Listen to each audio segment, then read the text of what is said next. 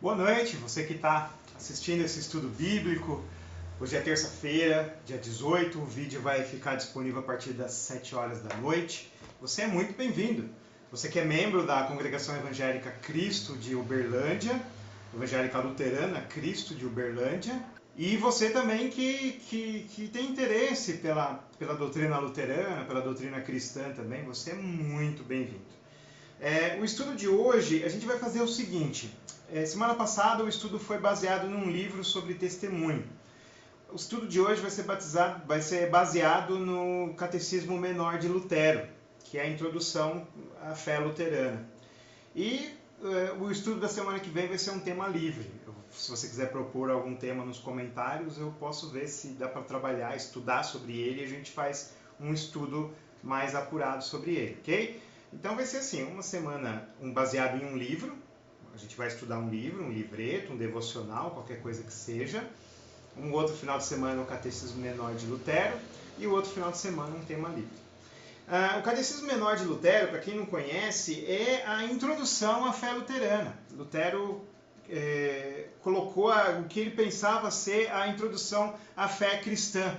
Ele quis ensinar como é que são os pontos básicos da fé cristã. E aí ele colocou nisso num catecismo, para as crianças, os adolescentes aprenderem sobre o catecismo e os adultos também relembrarem os pontos básicos da fé cristã. E o catecismo menor ele é dividido em seções. Primeiro os 10 mandamentos, que é a lei, né? Que é a lei de Deus, resumida nos 10 mandamentos. Aí tem o credo apostólico, que é a proclamação do evangelho, aquilo que nós cremos. E depois tem o Pai Nosso, que é a aplicação da nossa fé. Como nós aplicamos a nossa fé através da oração do Pai Nosso. Depois ele fala sobre o sacramento do Santo Batismo, sobre o ofício das chaves e a confissão, sobre o sacramento do altar, que é a Santa Ceia, e sugere algumas orações que nós podemos fazer diariamente. Né? Você que tem dificuldade de orar, você pode orar através dessas orações. Depois ele tem a tábua dos deveres, que são versículos bíblicos, passagens bíblicas que ensinam a vida cristã, como nós devemos viver a nossa vida cristã. E no Catecismo Menor aqui que nós adotamos no Brasil, na Igreja Evangélica Luterana do Brasil, a IELB, tem também o questionário cristão, que foi colocado no início do século XX para ajudar as crianças, adolescentes e também adultos a responderem certas questões sobre as bases da fé cristã. Ok? Você pode comprar o livrinho pela editora Concórdia, tem o livrinho do Catecismo Menor, se você quiser estudar os princípios da fé luterana. E também tem na internet, eu vou colocar o link aí, tem de graça na internet, você pode estudar sobre isso. Então, sem mais delongas, vamos partir então para os 10 mandamentos, a primeira sessão. Provavelmente nós vamos até o quinto ou avançamos um pouco mais, dependendo do tempo que tomar, para não ficar muito comprido, muito longo esse vídeo, ok? E começa assim: como chefe de família deve ensiná-los com toda a simplicidade em sua casa. Como chefe de família, como a pessoa que cuida da família, seja o pai, a mãe ou qualquer um que seja, deve ensinar os princípios básicos da fé cristã. Então, começando pelos 10 mandamentos, ele diz assim: primeiro mandamento: eu sou o Senhor teu Deus, não terás outros deuses diante de mim. E aí Lutero comenta: o que significa isso? Devemos temer e amar a Deus e confiar nele acima de todas as coisas. A Igreja Luterana ela segue uma ordem diferente que os demais evangélicos sobre os 10 mandamentos. Nós seguimos a ordem cristã, do começo da Igreja cristã.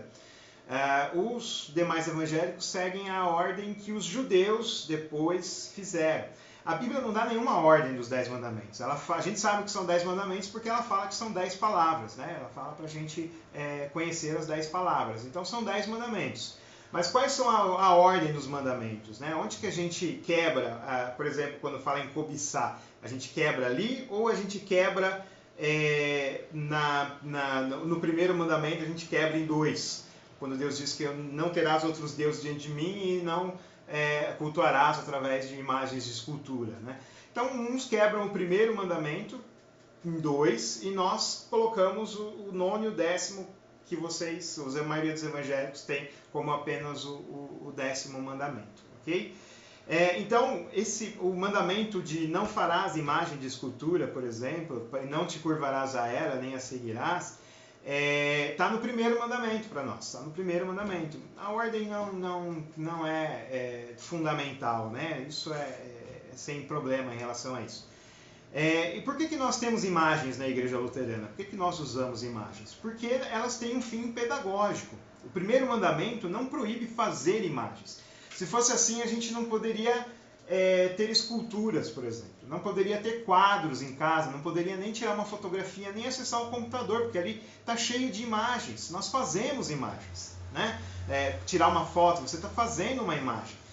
Não é fazer uma imagem que é pecado, é cultuar uma imagem, é prestar culto a uma imagem. Então, se você cultua a imagem ou o que ela representa, então você está indo contra a palavra de Deus, você está indo contra os 10 mandamentos. Então pode fazer imagem, pode colocar uma escultura, um quadro, uma imagem na igreja, um vitral. Muitas igrejas luteranas têm vitrais, têm imagens. Nós não atribuímos nenhum poder à imagem. Se a imagem cair, caiu, quebrou, lamentável, beleza, essa vida que segue. A gente não acredita que é um pecado ela cair e quebrar, ou que vai ter maldição, má sorte, essas coisas que as pessoas atribuem às imagens, as superstições que elas têm, né? Nós não temos essas superstições. Se a imagem cair e quebrar, quebrou, é apenas uma imagem, que nem rasgar uma foto. Nós adoramos a Cristo, nós lembramos, nós olhamos para a imagem, nós lembramos de Cristo, Cristo crucificado por nós, porque se a gente fosse simbolizar através da imagem a ressurreição de Cristo, não é uma cruz vazia que nós colocaríamos, e sim um túmulo vazio. Um túmulo vazio simboliza a ressurreição, a cruz vazia não simboliza nada, simboliza absolutamente nada. É claro que ela é usada para lembrar do cristianismo, né? Lembra de Cristo e tudo mais, mas ela não simboliza a ressurreição. Já Cristo crucificado na cruz lembra do sacrifício de Cristo para nós. Como Paulo dizia, eu prego a Cristo e Cristo crucificado. Então nós lembramos do Cristo crucificado. É uma forma pedagógica, ou seja, uma forma de ensino.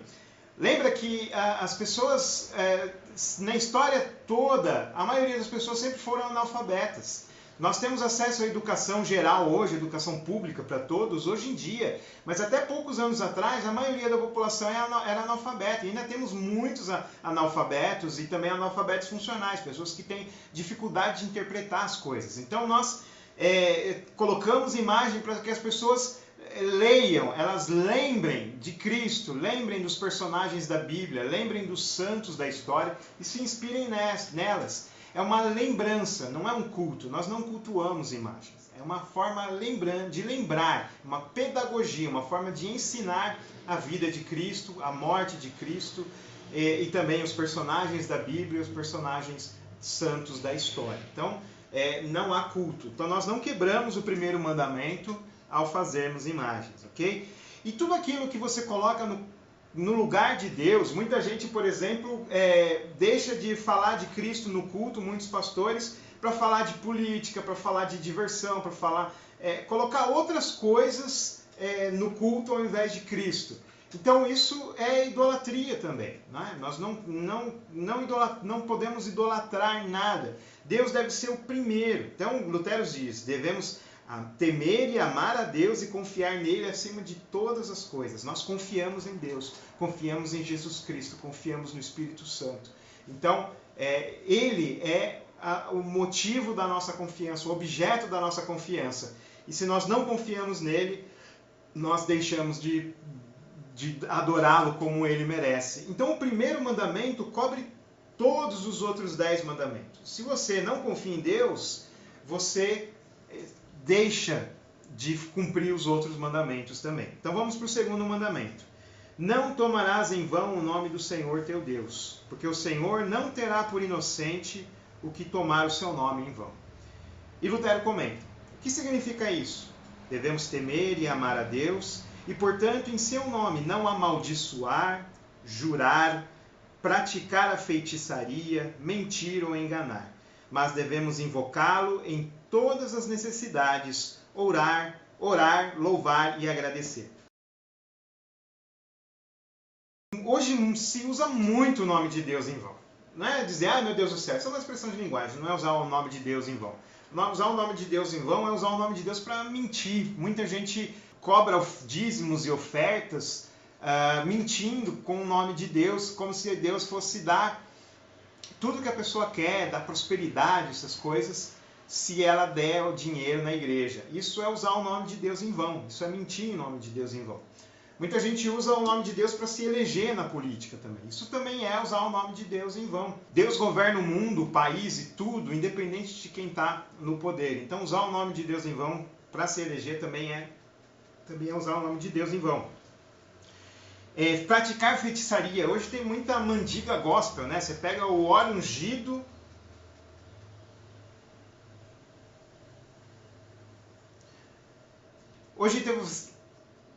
Hoje você tem muita mandiga gospel, né? Você pega o óleo ungido para curar os problemas, leva a vassoura ungida, leva a água ungida na frente da televisão e essas coisas. Isso é feitiçaria em nome de Deus. Também é usar o nome de Deus em vão.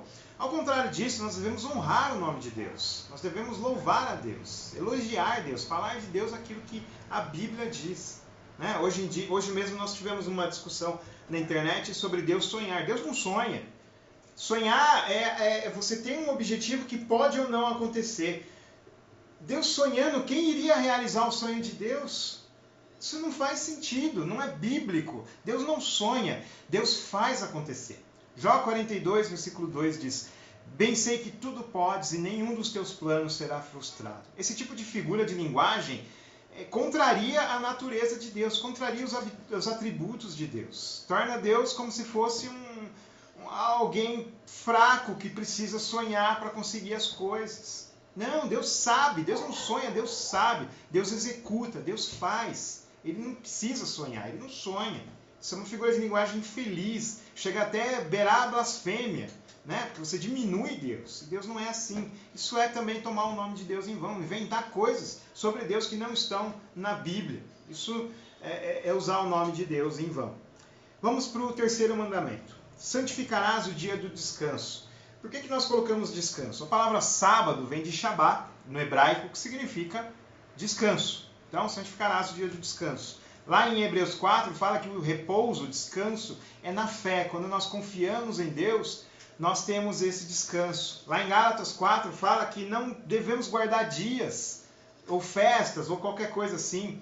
E em Colossenses 2,16 diz que ninguém pode nos julgar pelos sábados, porque o sábado é sombra. Então, não é um dia específico que nós temos que tirar para descansar como faziam os judeus. Nós descansamos pela fé em Deus. Então Lutero comenta: o que significa isso? Santificarás o dia do descanso? Ele diz: devemos temer e amar a Deus e, portanto, não desprezar a pregação e a sua palavra, mas devemos considerá-la santa, gostar de a ouvir e estudar. Então o sábado é cultuar a Deus, é confiar em Deus. Então nós tiramos um dia da semana para vir no culto, para cultuar a Deus, para receber Cristo na Santa Ceia, no sacramento, para lembrar do nosso batismo, que nós somos salvos. Isso é guardar o sábado. Nós podemos guardar qualquer dia da semana. Se você trabalha e tem folga na segunda-feira, descansa na segunda-feira. E você não precisa descansar nos modos judaicos. Você descansa naquilo que você puder. Descansar o corpo, pela sua saúde. Deus, como disse Jesus, o sábado foi criado por causa do homem. Então nós temos a necessidade de um repouso, de um descanso. Mas não precisa ser nos moldes judeus. E nós precisamos separar um tempo na semana para cultuar a Deus também. Para lembrar de Deus, para ouvir a pregação da palavra e receber Jesus Cristo no sacramento da Santa Ceia. Quarto mandamento: honrarás a teu pai e a tua mãe, para que vás bem e vivas muito tempo sobre a terra. E Lutero diz: o que significa isso? Devemos temer e amar a Deus e, portanto, não desprezar nem irritar nossos pais e superiores, mas devemos honrá-los, servi-los, obedecer-lhes, amá-los e querer-lhes bem. Honrar pai e mãe não é só a questão do pai e da mãe. Todos aqueles que exercem alguma autoridade sobre nós, o seu chefe, o seu pastor, o nosso presidente, o nosso governador, o nosso prefeito, o policial, o professor, Todo mundo que exerce alguma autoridade sobre nós devem ser honrados e respeitados. Então nós não devemos amaldiçoar ou guardar sentimentos ruins pelas nossas autoridades. Mesmo que elas sejam ruins, nós devemos orar por elas e pedir a Deus que Deus abençoe e as use para o nosso bem. Porque a Bíblia fala que quando nós obedecemos pai e mãe, honramos pai e mãe, nós vivemos muito tempo sobre a terra. Então, quando nós obedecemos às nossas autoridades, honramos as nossas autoridades, nós temos uma vida pacífica aqui na terra. Nós somos pacificadores, que Jesus disse que são bem-aventurados. Então, vamos honrar as nossas autoridades e obedecer às leis que nós temos, exceto se elas forem leis contra a nossa fé. Aí nós não obedecemos. Né? Se a lei... o Brasil é muito negligente com o racismo, por exemplo. Você pode fazer um comentário racista na internet que você não vai ser preso. Nós vamos fazer comentários racistas na internet, piadinhas racistas? Não, é pecado. Por mais que no Brasil não é crime, mas ninguém faz nada, então nós não vamos fazer. Se legalizarem um aborto no Brasil, a gente vai incentivar o aborto, vai abortar por causa disso? Também não. A gente não vai fazer. Né? Então a gente vai continuar seguindo a Cristo. Mas se a lei não vai contra a palavra de Deus, por mais que nós não gostemos dela, não gosto do imposto, o imposto é alto, tem que pagar, porque é lei e nós temos que honrar as leis e as nossas autoridades. Ok? Quinto mandamento, não matarás. O que significa isso, diz Lutero? Devemos temer e amar a Deus, e portanto não causar dano ou mal algum ao nosso próximo em seu corpo. Mas devemos ajudá-lo e favorecê-lo em todas as necessidades corporais. Esses dias um político que se diz cristão, ele disse que dar comida para o pobre é de Satanás. É Satanás que fez isso. Né? Ele até deturpou a Escritura dizendo que Satanás ofereceu pão para Jesus. E não foi isso que aconteceu. A Escritura não narra nada disso. Tem muitas pessoas que têm colocado a sua ideologia contra a necessidade das pessoas. E a Bíblia ensina que nós devemos abraçar as pessoas, acolher as pessoas em suas necessidades. Seja de pão, seja de conversa, seja de abraço. Nós devemos acolher as pessoas nas suas necessidades. Não devemos colocar ideologias em cima disso, contra isso. Nós devemos honrar as Escrituras. E Jesus fala que só de nós termos um sentimento ruim, sem motivo, pelo próximo, a gente já é assassino. Então, se você odeia o seu próximo, sente uma raiva do seu próximo, sem motivo, você já é um assassino. Você está matando a pessoa no seu coração. Então, não seja um assassino, não seja um assassino. Ame o seu próximo. Esse é o mandamento de Deus. Que nós amemos o nosso próximo. E que nós acolhemos as pessoas, que nós demos às pessoas aquilo que elas precisam, que nós temos condições de dar. Do alimento às necessidades espirituais. Não vamos deixar os pensamentos ideológicos de hoje colocar isso à frente das Escrituras. As Escrituras ensinam que nós devemos ajudar as pessoas. E é como Lutero disse, favorecê-lo em todas as suas necessidades corporais. Então nós vamos ajudar o próximo dentro daquilo que nós temos possibilidade de ajudar. Ok? Até aqui o estudo de hoje. Você pode participar nos comentários e a gente pode conversar sobre isso nos comentários também. Ok? Deus abençoe vocês. Se você estiver assistindo hoje, dia 18, que você tenha uma ótima noite. Se você estiver assistindo outro dia, que você tenha um dia, uma noite abençoados também. Amém.